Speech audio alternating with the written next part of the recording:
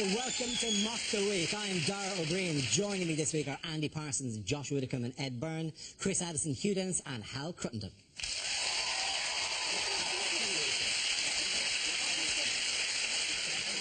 We start with a round call. If this is the answer, what is a question? On the board, 6 categories. Hal, which category would you like?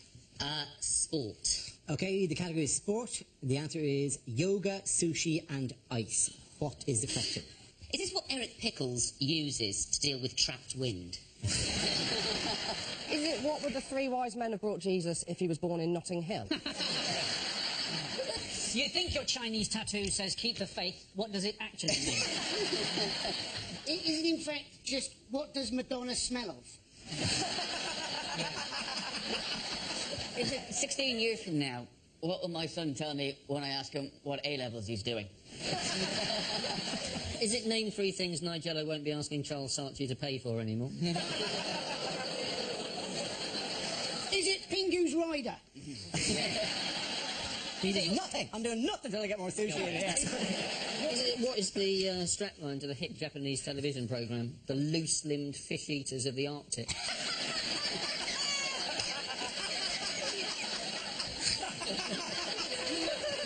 Is it what answer will you get if you ask Paris Hilton to name the elements? Is it, if you own a bar in Soho, what should you call it to guarantee it'll always be chock full of wankers? Is it simply what are 3 things which are very difficult to sell door to door? It is name 3 things that can make you lose the feeling in your legs. Sushi? Yeah. Do you know what sushi actually is? Is it what Andy Murray uses to keep up his training regime? It absolutely is. Well done.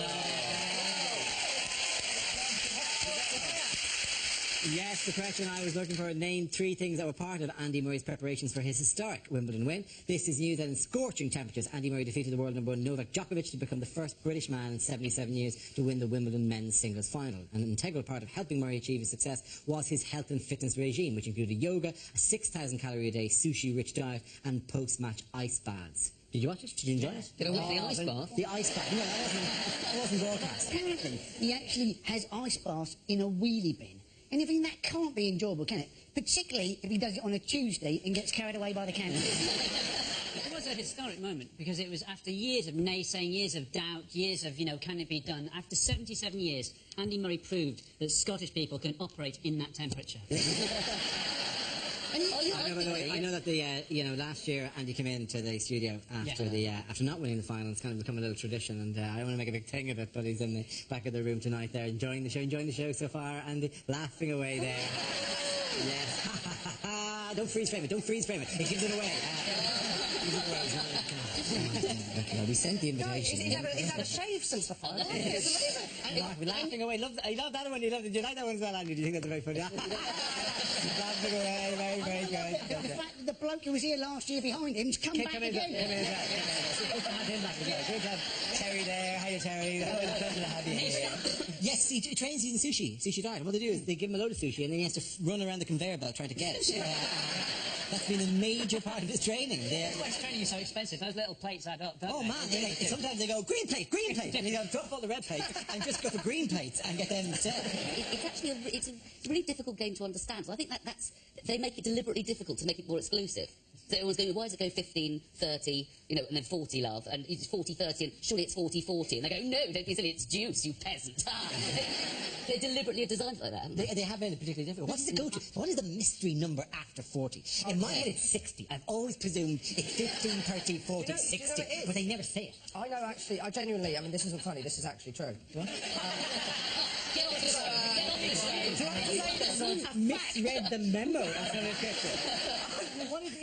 I know what it is. It's a clock face, so it was 15 and then it was 30 and then it used to be 45, but for some reason over time it became 40, so it is 60, so you're right. Well, you're not to Dara's team. At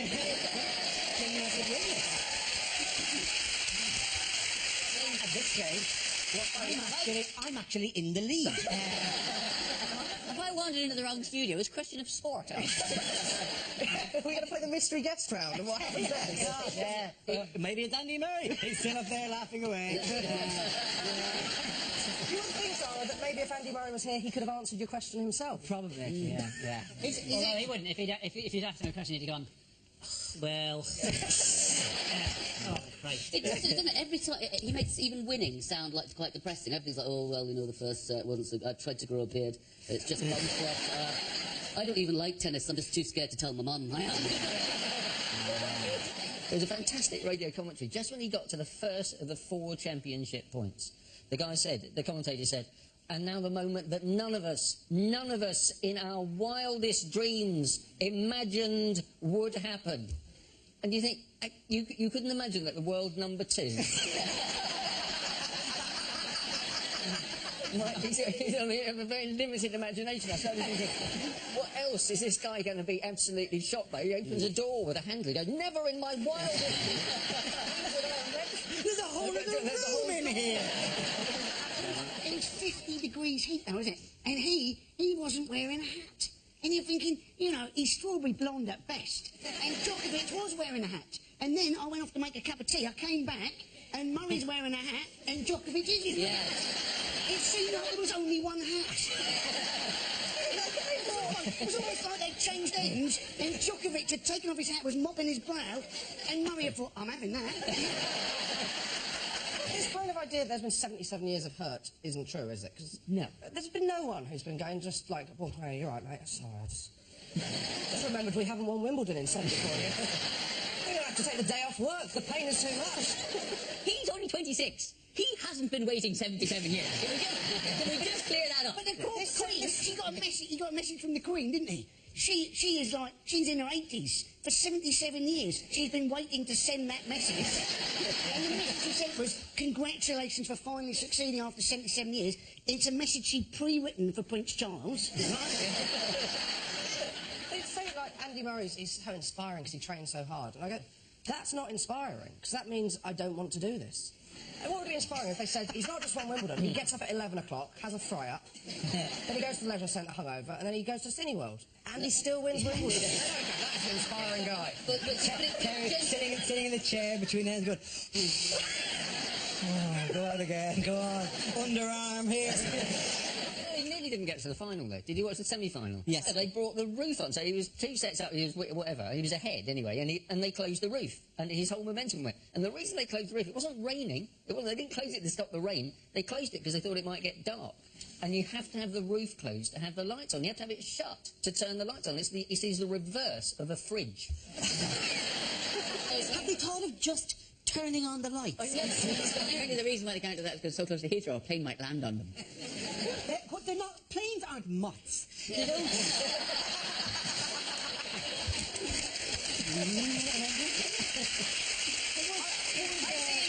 I see how you got that science show now.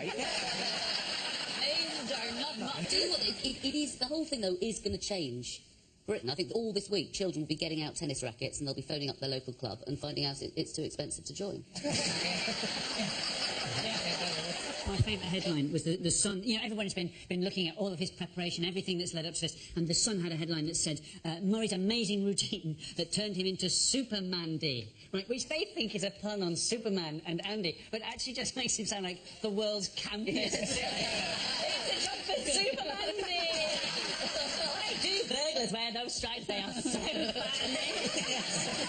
Did you see those terrible musical montages at the end of each set? You know, and you're there thinking, well, imagine they did that for us. You know, when somebody here, like, wins a point or something, gives the answer, and then there's this do-do-do-do-do. You know, it's all in slow motion.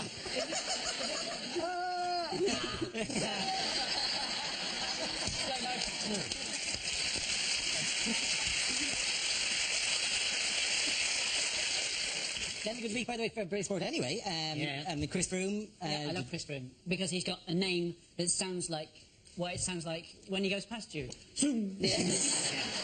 France haven't won the Tour de France in 30 years now. And you think they know their way round. You know it's there. Most of the other cyclists go the wrong way around the roundabout. The French guy, I know exactly where they're going. He was raised in South Africa, wasn't he? And the only reason he took up cycling was because he couldn't get into our cricket team. That was the... I feel The only reason I'm here is because I couldn't get into Westlife. at the end of that round. Points to Ed, Josh and Andy. Now we play a round called Mock the Creek Without a Paddle. This game involves Hal and Josh. If you could make your way to the performance area, please. This round is our stand-up challenge. I launch a wheel of news, and whoever chooses to stop one of our performers must step forward and talk about that subject. The winner is whoever I think is the funniest. Okay, here we go. Let's spin the wheel. First subject is the North-South divide. Hal. The North-South divide, yes. I believe we should build a wall and make it official. I do. Obviously, you know, Northerners can build it. Well, pay for it. But it's all built on stereotypes. The assumptions are all... It's all built on stereotypes. I have relatives in Grimsby who come to London and look for London to fulfil its stereotype. So they walk around and go, oh, it's so unfriendly, no one chats to each other. And I say to them, why this constant need to chat? In Grimsby. I said to them, there's a little less chat and a bit more reading. Grimsby could be a cultural and economic superpower, it really could. The assumption is ridiculous, though. The assumption that everybody down south is rich is unfair. Like London, yes, very wealthy city. It's also got the biggest concentration of poverty in the UK is in London. That's a fact. Not me, thank God. God, no. Don't you do it. No. This goes tits up. Mummy bails me out. But, see, maybe that's why I've got a thing about this, because I am from a very middle-class southern family, and I am a bit of a middle-class southern twat. You know, we're one of those families that meet and everything is lovely. It's like, so how are you? Are you well? Yes, I'm lovely. Are you lovely? I'm lovely too. But we're not really lovely. We can't do confrontation, the middle classes. That's why you never see us on the Jeremy Kyle show. Ever. She's sleeping with your best mate! Well, obviously, I'm not happy about it, Jeremy. She's lovely, isn't it? They're having a baby, she stole money off you to buy drugs. She is a bit of a character. Thank you very much, Hal. Well done. Now we're left with Josh. Let's see what you have. Let's spin the wheel. The topic is the home. Josh Whittaker. My flatmate is kind of filling our kitchen full of all the kind of pointless things my mum has in her home now. I don't know if we've just got this tea bag saucer, the saucer for tea bags.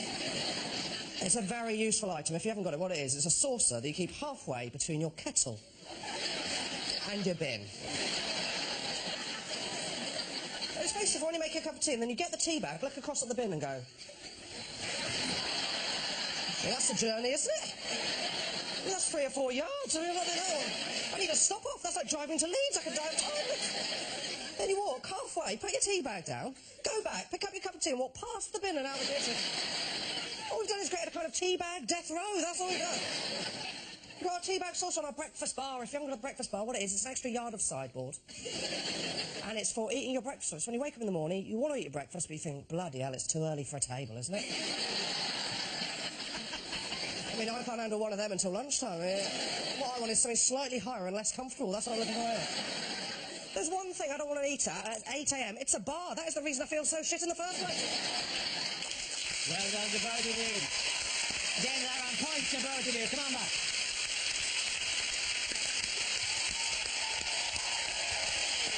Now we play a game called Picture of the Week. I show the panel a topical image and ask them to tell me what's happening. So, teams, what is going on here? Is this a poster for the film Shakes on a Plane?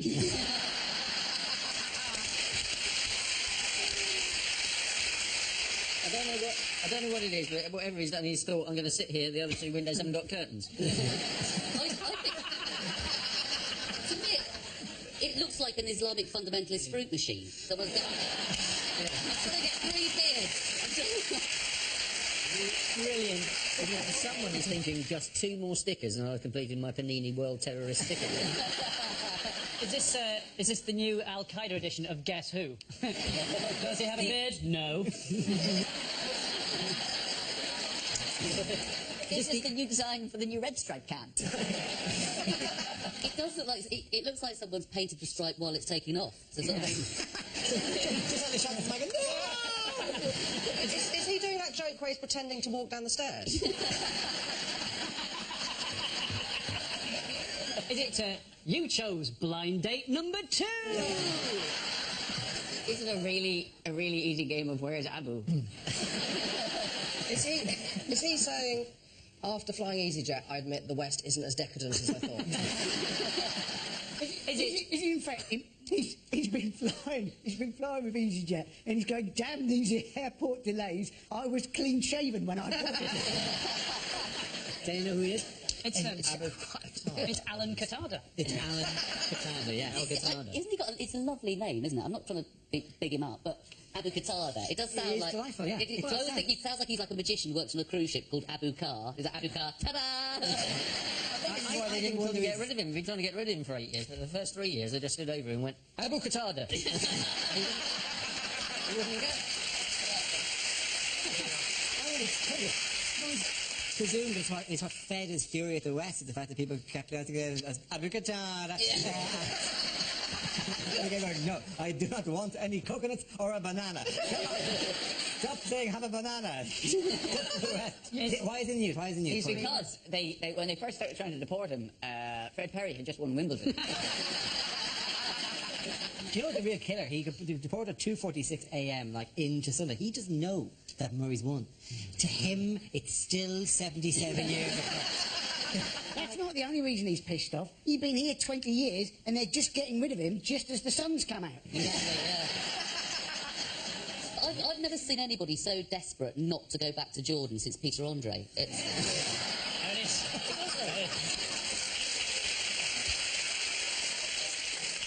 I wanted it to be like a rom-com, and Theresa May was going to change her mind at the last minute and run to the airport. She'd be bashing on the window, going, no, and then she'd turn around and there he is. Yeah. I was never leaving. You know, well, it was actually, they hired a private charter flight, didn't they? Yeah. People were going, but you couldn't really go on a scheduled flight. You aren't going to want to fly with Abu Qatada on the same plane. Although, ironically, it's probably the safest flight you've ever been on. They put that as the, you know, when you have to click on the plan on the, when you're booking a seat, there'll just be a picture of Abu Qatada. I'm not going to go next to him, I'll upgrade, I think. £7. It cost 50 grand, apparently, to hire a private jet for him to fly. And they were thinking of putting him on Ryanair, but apparently there's a special beard supplement, and it would have been... Where is he heading to now? He's heading to, is it Moacar It's prison? Moacar prison. Moacar prison. The Telegraph are complaining is too nice. Yeah, well, the Telegraph image... Nicer prison. I think the Telegraph presumed, because the prison has, you know... Well, I think his cell has a bed. They don't hang him upside down from the ceiling. My favourite one was there's a prison supermarket. And you think, well, there's probably a few things going missing from there, aren't there? There's like one cashier and 43 store detectives. There's a pottery room as well, and I've just got an image of him making a, like the scene from Ghost with him. And then Osama bin Laden's ghost in the Patrick Swayze. And then you've got Abu Hamza's foot. Ruining it. Go away! Whose popularity has risen as a result of his deportation? Andy Murray. Andy Murray. Yeah. Andy Murray was pretty popular on Saturday, and then he got deported early on Sunday morning, and by Sunday evening, Andy Murray was like the most popular man in the country. Is that true, Andy? Andy's having a big laugh about that. Oh, you can't stop. Freeze! Stop it! Putting on the freeze frame. It was Theresa May. It was Theresa May, yeah. Theresa May, the Home Secretary Theresa May, who is the most extraordinary sounding politician you've ever heard in your life. She constantly talks like that, like she's that fast going batshit! Really hard being Home Secretary! Stop asking these really difficult questions! Why has it been a challenging week for Ed Miliband? Because he's still Ed Miliband.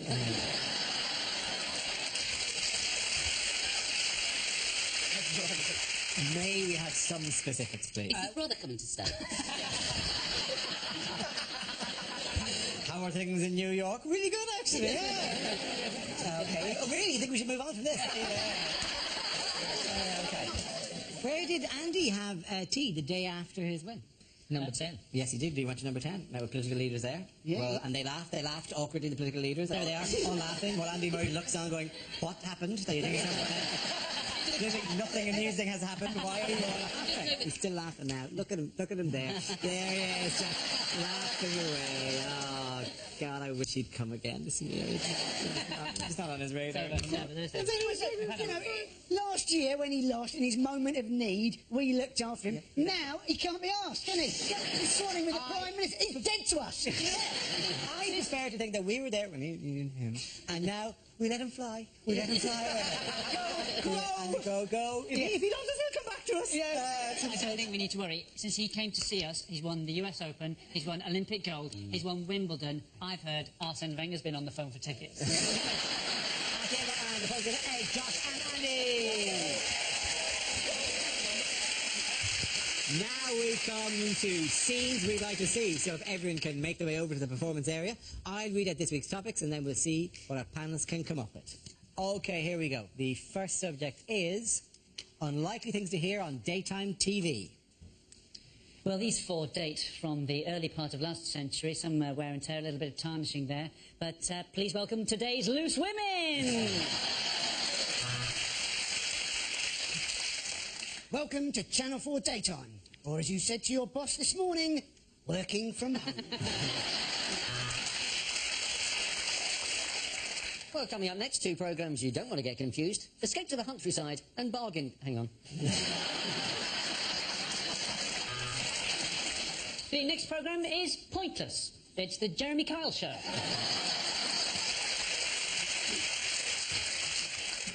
Coming up, Teletubbies Uncut. Yes, you're going to get to see Tinky Winky's Winky and Dipsy's La La. Next, Judge Judy. I have. She's shit. Hello and welcome to Let's Decorate the Shit Out of This House. This week we're decorating the shit out of a three-bed semi in Orpington. So let's do it. Let's decorate the shit out of this house.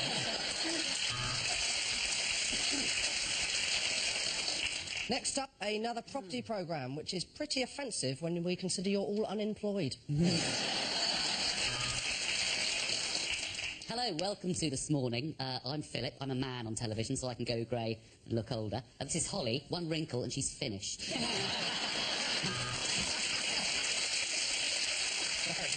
So David wants to retire by the sea, so we advised him to buy in Norwich, because by the time he's retired, the sea will have come to him. Next on Flog It, the team meet their greatest challenge yet. A dead horse.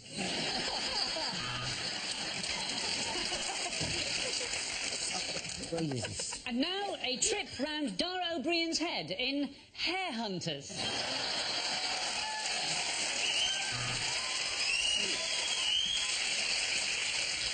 Next up, the Austrian version of Cash in the Attic. It's Family in the Basement. Hello and welcome to Let's Cook the Shit Out of Some Dinner. And now on BBC One, let's make an appointment with doctors. If we phone now, we may be able to see them next Thursday. Welcome to A Place in the Sun, the show that's for people who aren't sure if they want to live in Britain or move abroad. First up, Abu Qatada. Next up on ITV3, it's a cutting-edge American drama. I'm only joking, it's Taggart again. Hello and welcome to I'm gonna sell these antiques if it fucking kills me. Okay, the next topic is unlikely things to hear in hospital. I'm afraid we've lost him, but in my defence, Dr. Dre is just a stage name. Right, I'm afraid you have had a stroke, so can you now take your hand out of my trousers? The good news is I can save your leg. The bad news is I can't save the rest of you. His heart stopped. Quick, get the defibrillator. Oh, sorry, it's dead. Look, who's the doctor here, me or you? Seriously, I've been awake for so long, I can't even tell anymore. Okay, I think we should remove the mole. How did it get up there?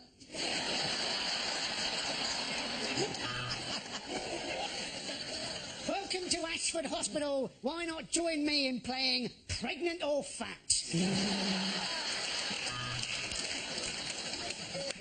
Now, students, we know the operation has been a failure because we heard a buzzing and his nose lit up.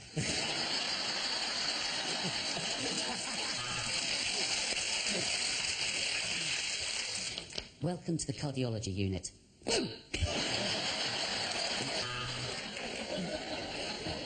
No, you've got to leave this afternoon, Mrs. Smith. We need your bed. I'm shagging a nurse in it at 4 o'clock. Your husband is in a stable condition. His room's filthy and there's horse shit everywhere.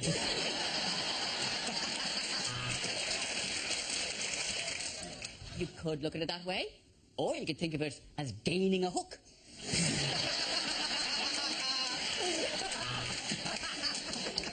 To him, that's my former husband. Well, because you asked me to bring in my ex, Ray.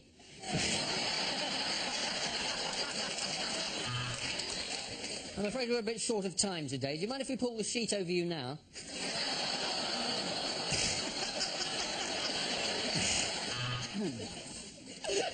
I'm sorry, we're all full up at A&E. We're going to have to send you to B&Q.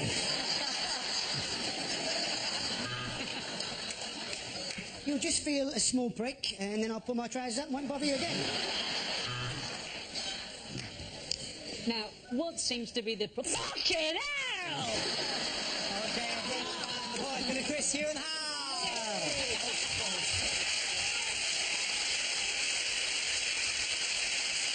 And that's the end of the show. This week's winners are Andy Parsons, Josh Whittaker and Ed Byrne. Commiserations to Chris Harrison, Hugh Dennis and Hal Cundan. Thank you for watching. I'm Dara Green. Good night.